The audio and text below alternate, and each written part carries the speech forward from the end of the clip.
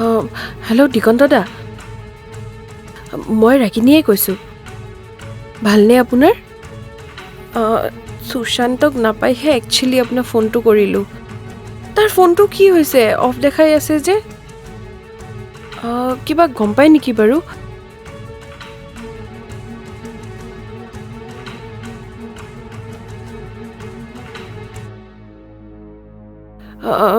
নাই, হ'ব দিয়ক। আচলতে মই মামাৰ ঘৰলৈ যাবলৈ ওলাইছোঁ। পাছত তেতিয়াহ'লে মই ট্ৰাই কৰিম এবাৰ। এতিয়া ৰাখিছোঁ।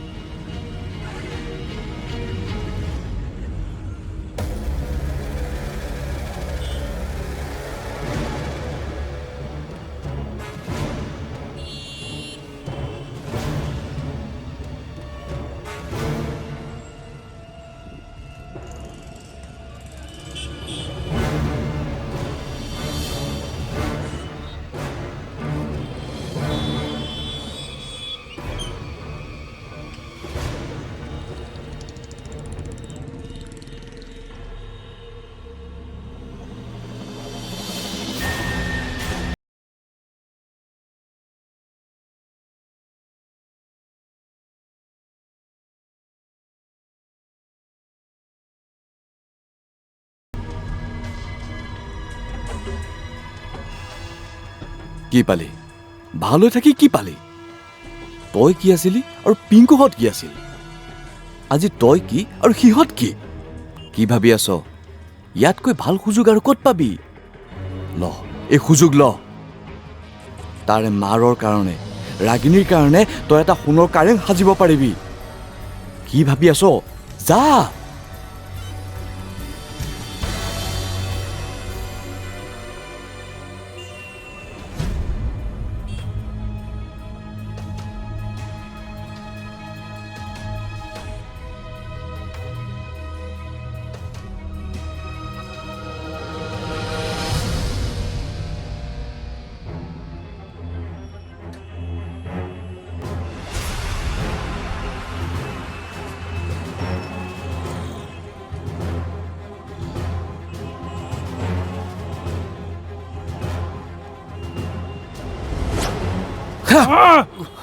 নিলে চোৰ চোৰ চোৰ!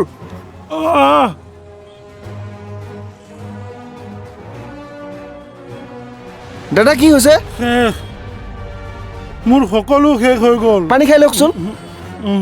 নালাগে নালাগে। অলপ পানী খাই লওক, অলপ পানী খাই লওকচোন।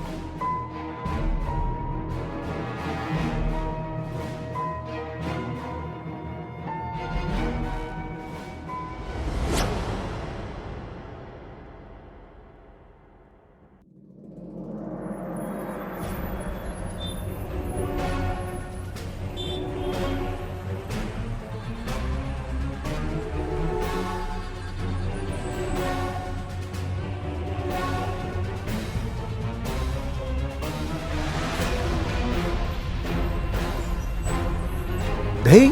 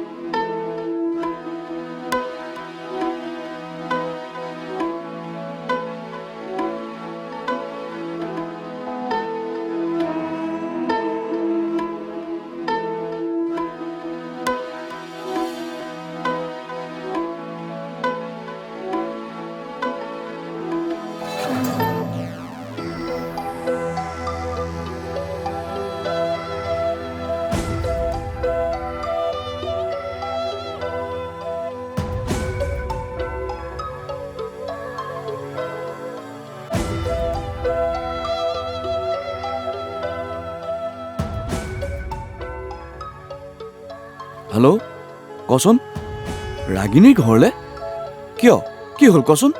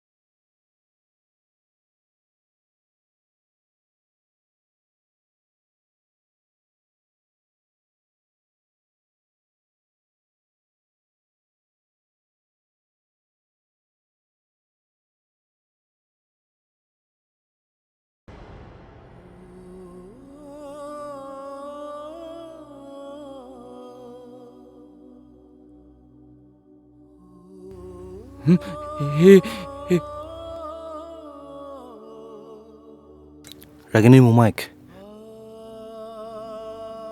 তোৰ ৰাগিনী আৰু নাই সুশান্ত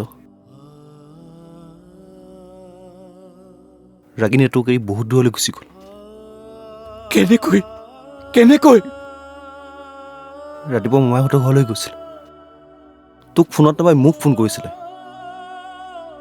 তাই মোমাইকৰ ঘৰ গৈ নাপালেই গৈ থাকোঁতে ৰাস্তাতে বাইক এখনে চিটি হস্পিটেললৈ লৈ গৈছিলে অপাৰেশ্যন কৰিব লাগে কিন্তু তইতো জানই কিমান ফিজ লাগে ফিজ নহ'লেই নহয় সেইকাৰণে মোমায়েকে বেংকৰ পৰা পইচা উলিয়াবলৈ গৈছিল আৰু পইচা উলিয়াই হাততে ৰাখিছিল আহি থাকোঁতে কোনোবাই হাতৰ পৰা বেগটো কাঢ়ি লৈ গুচি গ'ল আৰু